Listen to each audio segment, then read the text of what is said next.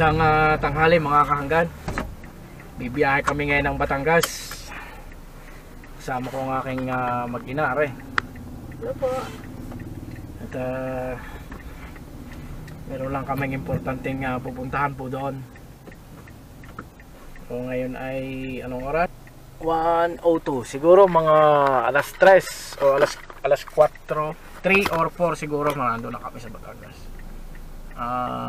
Kita-kits na lang tayo sa Batangas mga kahanggan. C5 tayo mga kahanggan. Medyo mabagal lang ang takbo ng sasakyan at Sabado ngayon.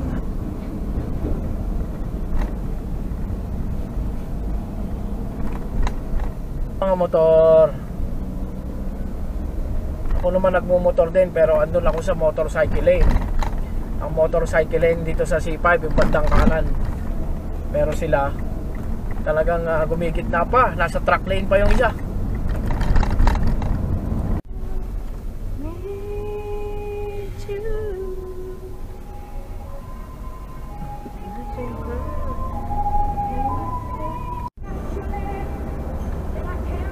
Mabagal yung takbo mga kahanggan. Maraming sasakyan sa SLEX. Sabado ngayon mag-uuwian. Napasabay tayo. Moving naman, gumagalaw naman. Medyo matulin din naman ang takbo. 60 km/h. Ay na yan. Tsaga-tsaga lang. Lipa na tayo mga kahanggan. Exit na tayo ng Lipa. Kaso traffic pa rin sa toll gate.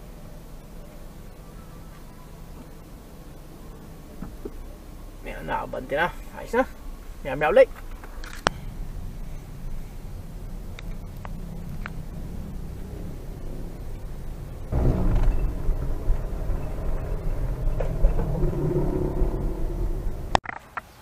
Magandang umaga mga kahanggan. Gagawa tayo ng kalaykay. Gagamitin ng aking Kuya Rowie sa kanyang garden. Saka gagamitin sa paglilinis din sa bakuran sa amin sa Batangas. Kaya Kuya Rowie. Gagawa kami ng kalaykay. Ang gagamitin namin ni mga scrap. Brasong tubo. Aray yung mga bakal na aray yan. Mga putol-putol para mapakinabangan.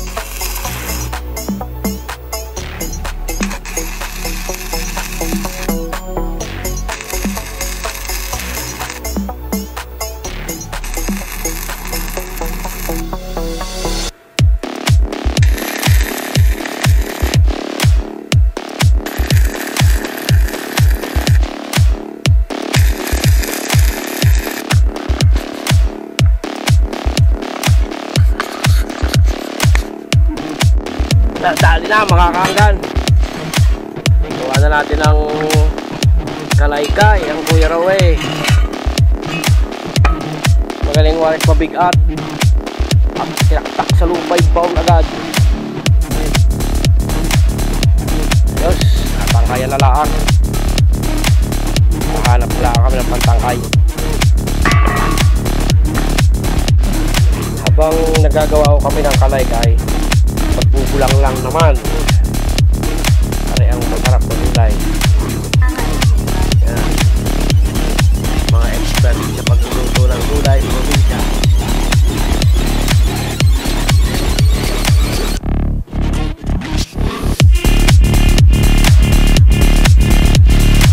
Dali ka ng pantangkay. Yan. Hawayan no ang tangkay kung magaan.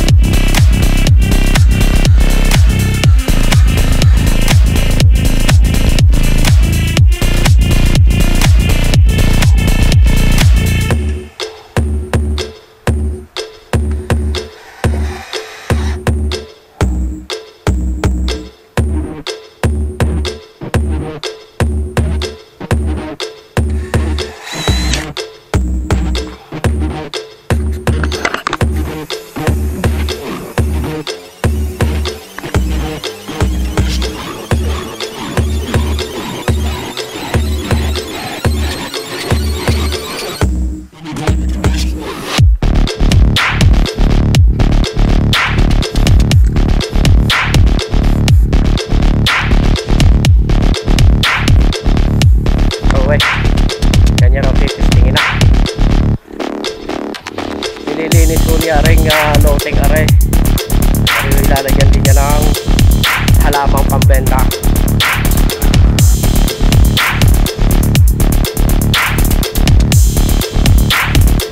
Ayos.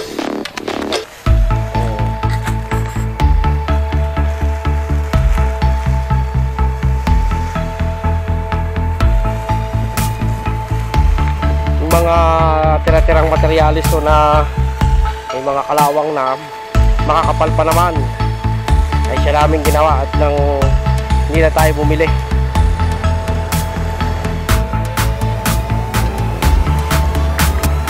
Ayos. So hanggang dito na lang muna ang aming video ulit mga kahanggan. Salamat sa inyong suporta, sa inyong panonood. God bless po sa inyong lahat.